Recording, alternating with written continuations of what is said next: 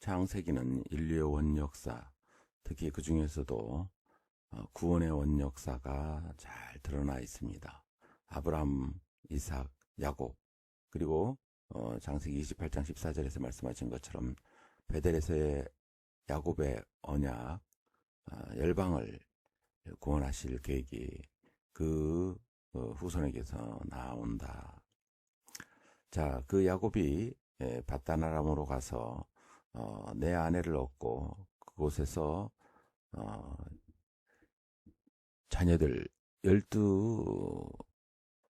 12아들이죠. 그 딸 하나, 그리고 거기에서 나와서 에서와 이제 화해하고 주님의 은혜 속에 제일 처음 떠날 때 그 약속한 그 베델에 가서 하나님을 다시 감사하며 기뻐하며 삶을 살아야 되는데 숫곳으로 가더니 숫곳에서 땅을 사서 이제 거기에 정착하려는 그런 마음을 갖게 됩니다. 그래서 지금 뭔가 야곱이 이 마음의 변화가 생겼죠. 언뜻으로 하면 지금 그 아버지의 땅으로 가거나 아니면 베델 근처라든가 뭐 이쪽으로 이제 가야 되거든요. 그런데 어찌된 일인지 이 세겜 땅을 돈을 주고 이제 사게 되고 거기에서 이제 정착하려는 마음이 생겼습니다. 그런데 무시무시한 일이 이제 여기서 34장에서 벌어지는데요. 1절 레아와 야곱 사이에서 태어난 딸 디나가 그 지방 여자들을 보러 나갔다. 이 사람 하몰에게는 세겜이라는 아들이 있는데 세겜은 그 지역의 통치자였다.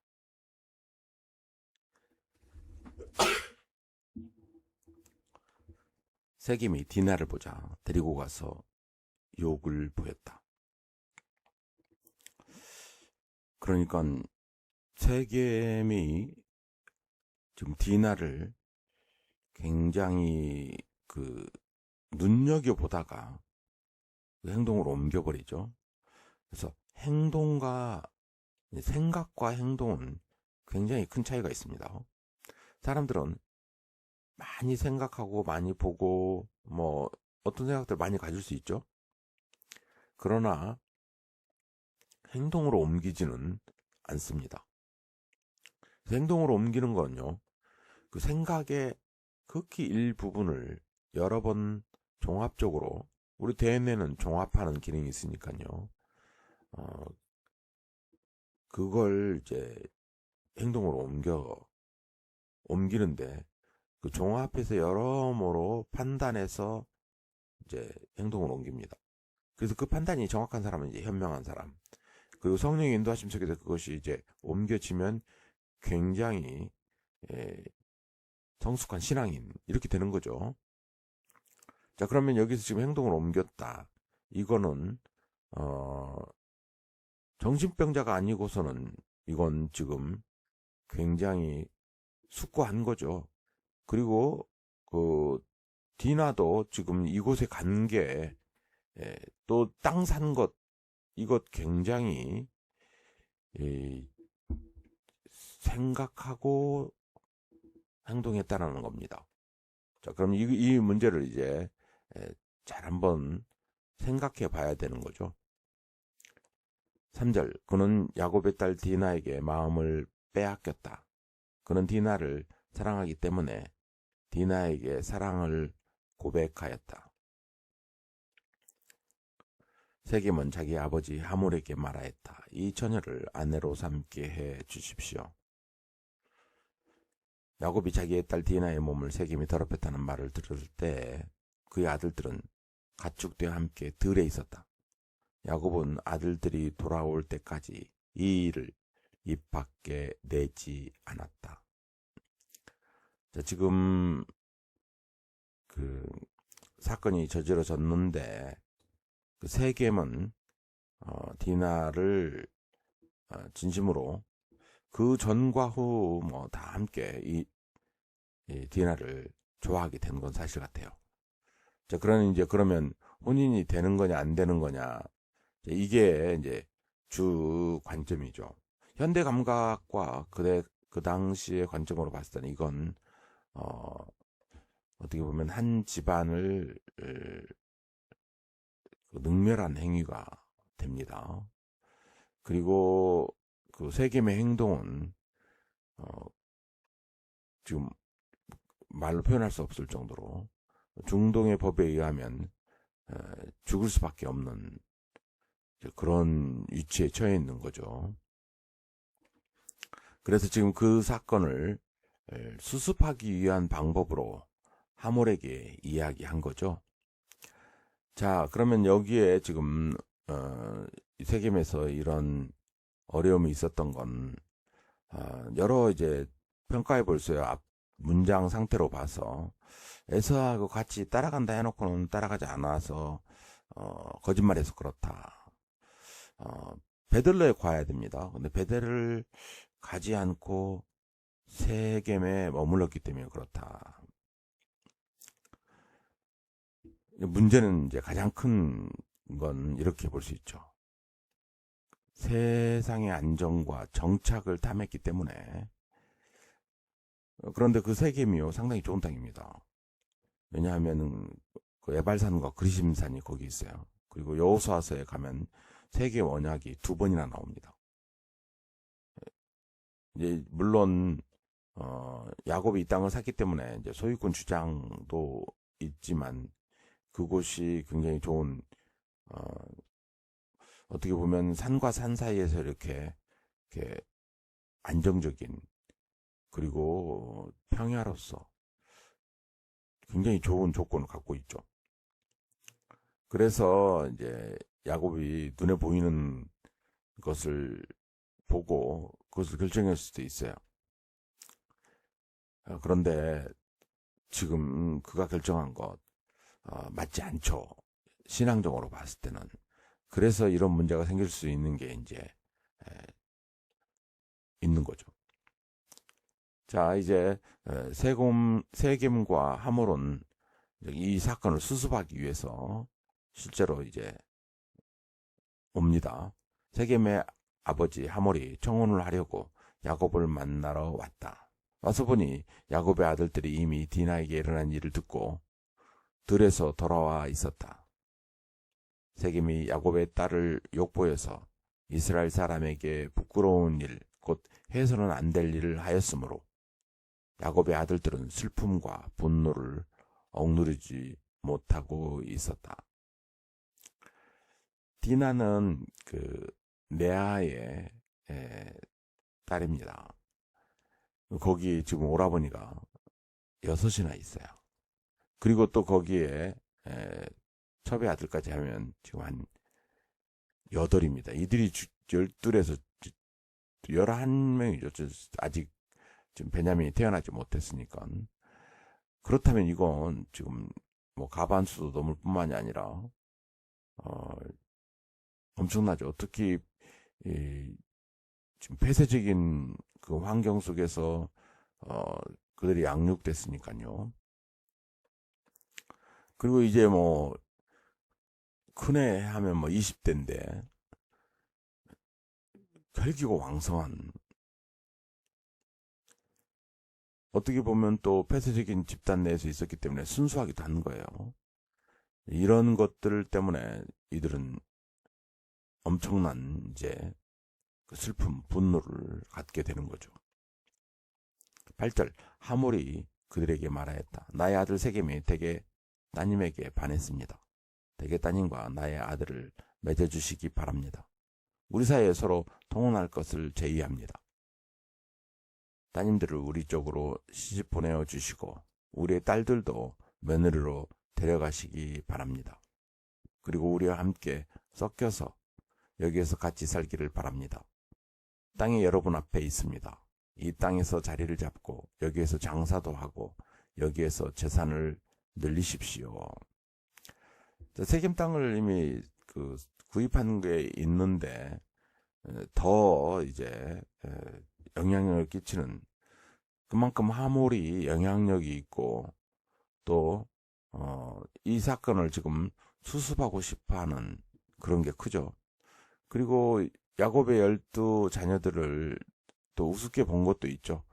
자기가 이렇게 나오면 이 사건이 수습될 거다. 또 정식 혼인 관계로 이루어지면 좋아질 거다. 이런 것도 같이 작용해서 이런 어떻게 보면 정략적 결혼을 이제 이루려 하는 거죠. 문제는 사건 수습을 이제 주 목적으로 하고 있는 거죠.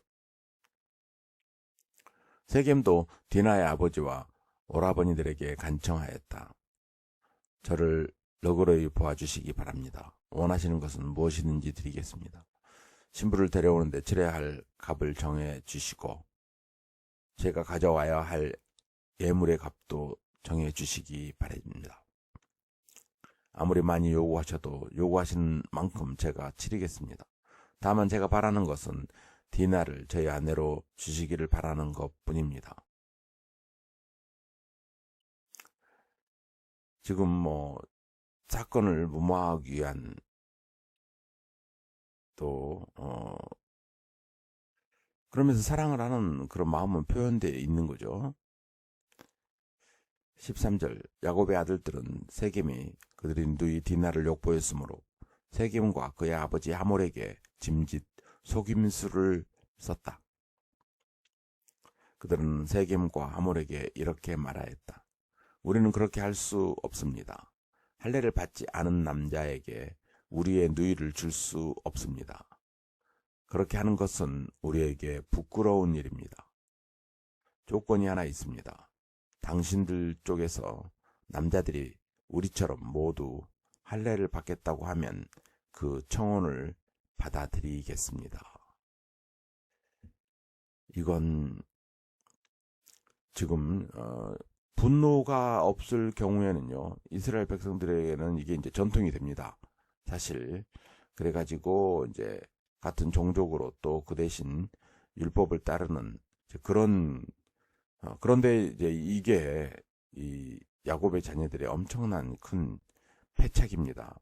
그 이유는요, 앞에서 그 할례는요, 아브라함이 한 그 할례는요, 그렇습니다. 언약은 하나님께서 그 말씀과 하나님의 그 능력을 경외하는 겁니다. 근데 지금 이들은 계략으로 사용하고 있는 거예요. 이건 화에 화를 부르는 거예요. 이건 엄청난 실수입니다. 16절 그렇게 하면 우리가 딸들을 당신들에게 시집 보내고 당신의 딸들을 우리가 며느리로 삼으며 당신들과 함께 여기에 살고 더불어 한 결하가 되겠습니다. 그러나 당신들 쪽에서 할례 받기를 거절하면 우리는 우리의 누이를 데리고 여기에서 떠나겠습니다. 하몰과 그의 아들 세겜은 야곱의 아들들이 내놓은 제안을 좋게 여겼다. 그래서 그 젊은이는 시간을 지체하지 않고 그들이 제안한 것을 실천으로 옮겼다. 그만큼 그는 야곱의 딸을 좋아하였다.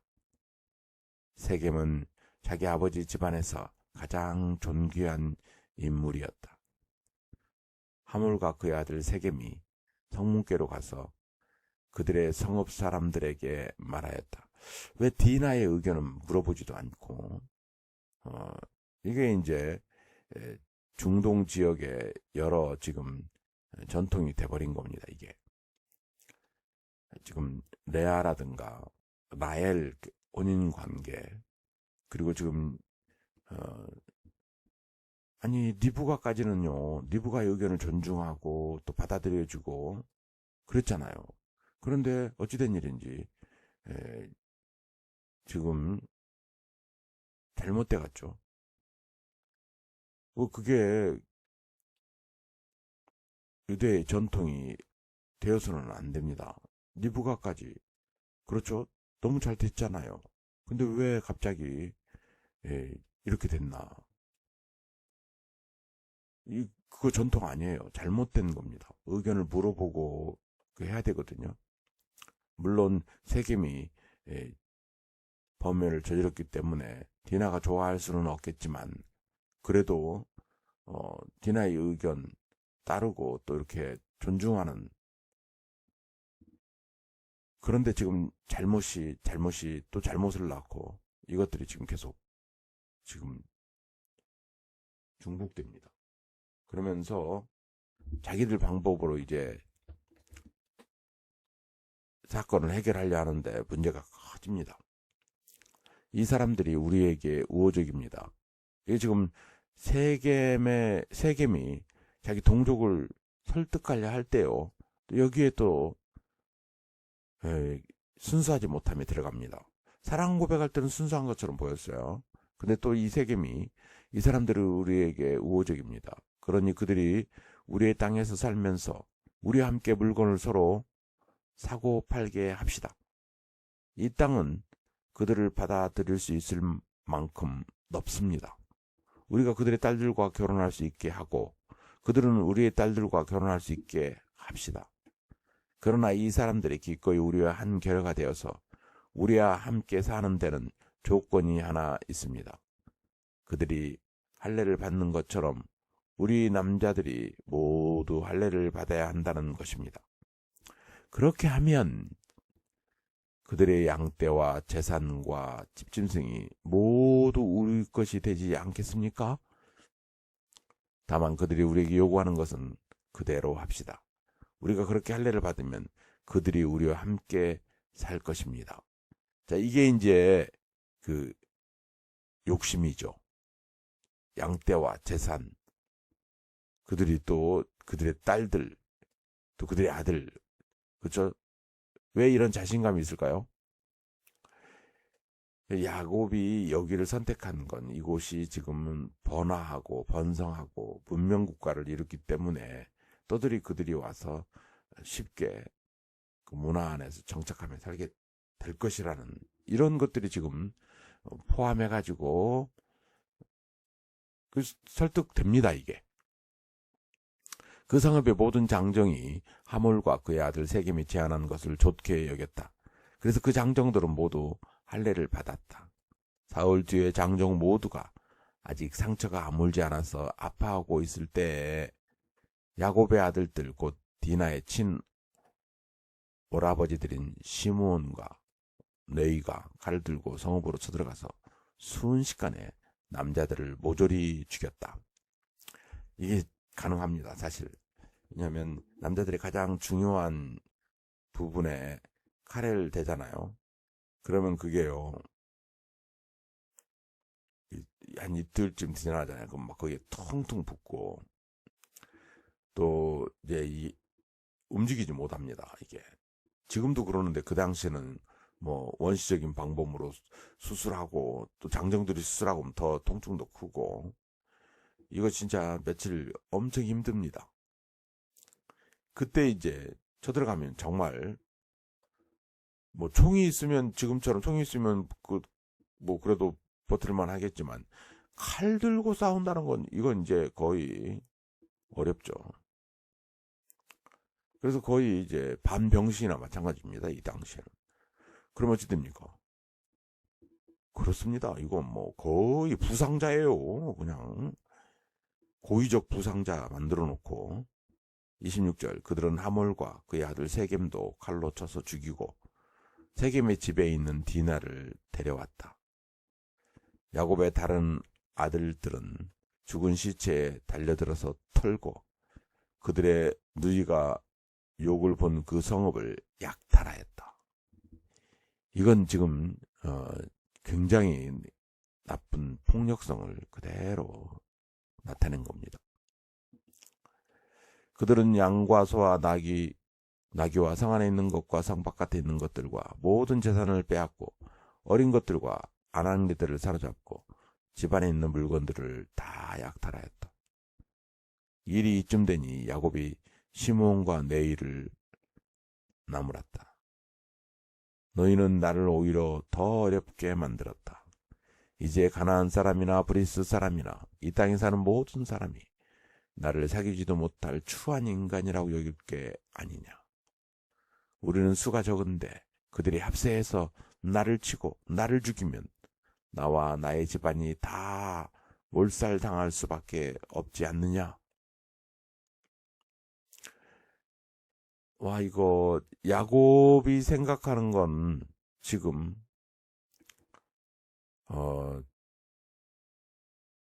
그 자녀들의 정당성을 대변하지는 않고, 그렇죠, 닥쳐올 후환을 염려하면서 지금 두려워하고 오는 거죠.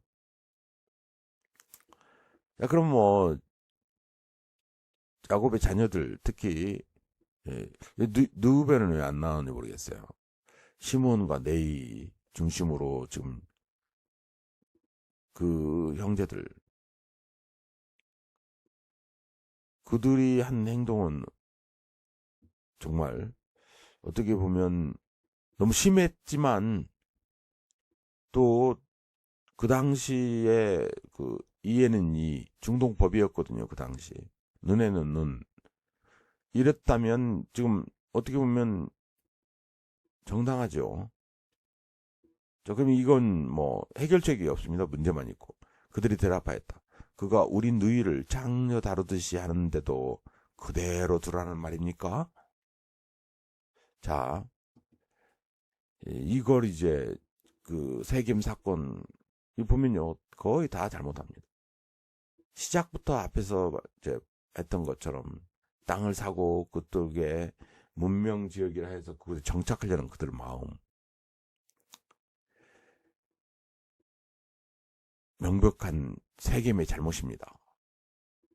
그리고 타협하려 할 때 그 동족들을 설득하나 보면서 욕심이 있었고요.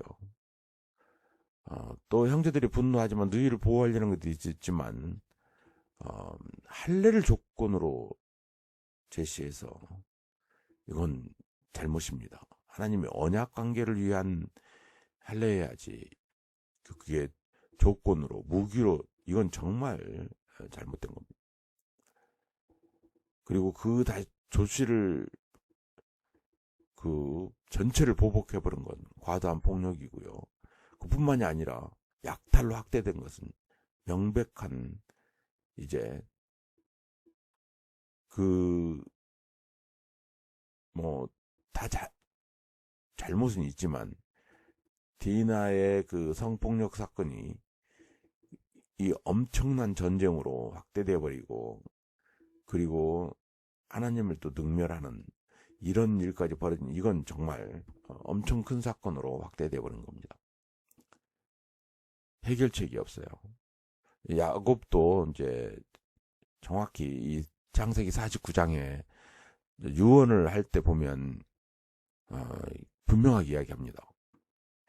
49장에 보면요, 그 노여움이 혹독하고 그 분노가 맹렬하니 저주를 받을 것이다. 그들은 야곱 자손 사이에 분산시키고 이스라엘 백성 사이에 흩어버릴 것이다. 이 야곱이 갖고 있는 분노가 죽을 때까지 이 시므온과 네이 이걸 갖고 막 이거 그대로 유지되지는 않습니다. 특히 네이 지파는요, 하나님 편에 서서 쓰임받는 존귀한 자로 이렇게 거듭나거든요. 근데 시므온 지파는 또 그렇진 않아요. 가장 숫자가 적고 나중에 또 그 폭력성을 잘못된 곳에 사용하게 됩니다. 자, 그게 다 맞지는 않지만 성경에서 그 당시 사건이, 세겜 사건이 잘못됐다라고 분명하게 이야기합니다. 자, 이 잘못된 사건 이후에 이제 야곱은 엄청난 두려움 속에서 하나님께 엎드립니다. 그 유명한 베델 사건, 그걸 생각하면서 그곳으로 갔어야 했거든요. 그곳에서 이제 시작도 해야 되거든요. 근데 지금 세겜에 땅을 사고 거기에 정착하려 했던 것이 지금 문제가 된 거잖아요. 35장 1절. 하나님이 야곱에게 말씀하셨다. 어서 베델로 올라가 거기에서 살아라. 내가 너희 형 에서 앞에서 피해 도망칠 때에 너에게 나타난 그 하나님께 제단을 쌓아서 바쳐라. 야곱은 자기의 가족과 자기가 거느리고 있는 모든 사람에게 명령하였다. 너희가 가지고 있는 이방 신상들을 다 버려라. 몸을 깨끗이 씻고 옷을 갈아입어라. 이제 우리는 이곳을 떠나서 베델로 올라간다. 거기에다 나는 내가 고생할 때 나의 간구를 줄여주시고 내가 가는 길 어디에서나 나와 함께 다니면서 보살펴 주신 그 하나님께 제단을 쌓아서 바치고자 한다. 그들은 자기들이 가지고 있는 모든 이방 신상과 귀에 걸고 있는 귀고리를 야곱에게 가져왔다. 야곱은 그것들을 세겜 근처 상수리 나무 밑에 묻었다. 상수리 나무가 특별한 거 아니고요. 가장 곧고 또 높이 뻗은 큰 나무이기 때문에 거기에 이제 다 묻어버린 거죠. 이때 이제 나엘의 드라빔도 여기에 묻었겠죠. 다. 자, 그래서 이제 그 베델로 올라갑니다. 이럴 때 이제 엘베델이라는 사건이 일어납니다. 그런 다음에 그들은 길을 떠났다. 하나님이 사방에 있는 모든 성읍 사람을 두려워 떨게 하셨으므로 아무도 야곱의 아들들을 추격하지 못하였다. 사실 이 세겜 주변의 근동에 있는 사람들이 연합해서 또 그 사람들이 주변에 있는 사람들이 이제 어떻게 보면 원한을 품을 수 있죠. 또 그곳에 혼인관계도 있고 또 친족관계도 있을 수 있으니까요. 그것이 야곱이 걱정하는 것이었잖아요. 그런데 하나님께서 그들이 회개하고 또 정결하게 되는 것, 그 우리가 지금 성결하고 정결하고 회개하는 그 목적은 다른 게 아닙니다. 그렇게 하면 뭐 능력을 갖는다 그게 아니고 하나님의 보호하심을 받을 수 있다라는 것이죠. 그래서 매일매일 우리 회개하고 성결하게 살아가려고 하는 이유가 하나님의 보호하심을 받겠다라는 거지 그렇게 함으로 능력이 생기는 것은 아닙니다. 자, 이 사건 세겜에 다 잘못했잖아요. 다 잘못했습니다. 또 인간의 그 사건에는 누구 잘잘못이 뭐 큰 것도 있고 작은 것도 인간의 눈으로 봤을 수 있을지 모르지만 다 잘못이 있습니다. 그래서 뭐 무슨 사건이 터지잖아요. 교회에서라든가 성도들 사이에. 그러면 입 다물고 그냥 가만히 있어야 됩니다. 그리고 그거 하나님 은혜 안에서 해결하려고 해야지. 이쪽 가서 이 이야기, 저쪽 가서 저 이야기하고 자꾸 그러면 문제가 더 꼬이고 심각해집니다. 하나님께서 그 문제를 해결해 주셔야 되는 거죠. 자, 그래서 지금 하나님께서 그 방법을 알려주시자 야곱이 그들을 그대로 순종하고 나아갈 때 주변이 잠잠해지는 거죠. 이 베델까지 세겜에서 베델이 얼마 멀지 않습니다. 그런데 이 일이 여기에 머무른다는 거예요. 6절 야곱과 그가 거느린 모든 사람이 가나안 땅 누스 곧 베델에 이르렀다. 옛날에는 누스였죠. 근데 이름이 베델로 이제 완전히 바뀌어버립니다. 야곱이 거기에서 제단을 쌓은 뒤에 그가 형을 피해서 떠날 때 베델에서 하나님이 나타나신 것을 생각하고 그곳 이름을 엘베델이라고 하였다. 엘베델이라는 거는 엘이 하나님이니까 하나님의 집이었잖아요. 근데 여기 엘자로 붙었어요. 그러니까 하나님의 집에 나타나신 하나님, 그 뜻은 동일하신 하나님 이런 뜻이겠죠. 언제나 동일하신 하나님, 그분의 은혜를 바란다. 리브가의 유모 드보라가 죽어서 베델 아래쪽 상수리나무 밑에 묻히니 사람들이 그 나무 이름을 알론 바굿이라고 하였다. 야곱이 밧다람에 돌아온 뒤에 하나님이 그에게 다시 나타나셔서 복을 주셨다. 자, 느브가의 유모가 여기 나왔는데요. 드보라예요, 이름이. 갑자기 리브가 이건 지금 굉장히 이삭과 리브가가 지금 저 밑에 그쪽 남쪽에 있고 남쪽으로 내려오라는 그런 의미도 담고 있겠고요. 야곱이 왔다라는 것을 지금 리브가도 알고 이삭도 알고 있고 또 리브가가 드보라를 보내서 그 안부를 이제 보고 싶어하는 것도 있고 리브가의 유모 드보라는요 사실 야곱하고 좋은 관계죠. 왜냐 리브가와 드보 그래서 지금 드보라가 여기에 있을 수도 있고 여기에 방문했는데 이미 그러면 나이가 많죠. 그래서 여기에서 이제 죽었다. 그렇게 이제 해석하는 게 올바릅니다. 리브가. 그래서 여기에서 이제 분명함이 이제 정확히 나타나죠.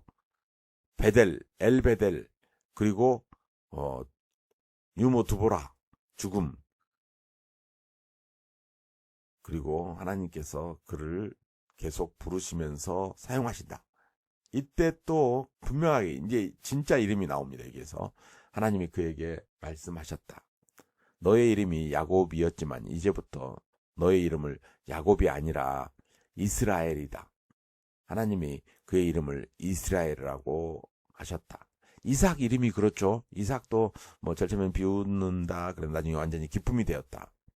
여기에서 지금 이스라엘.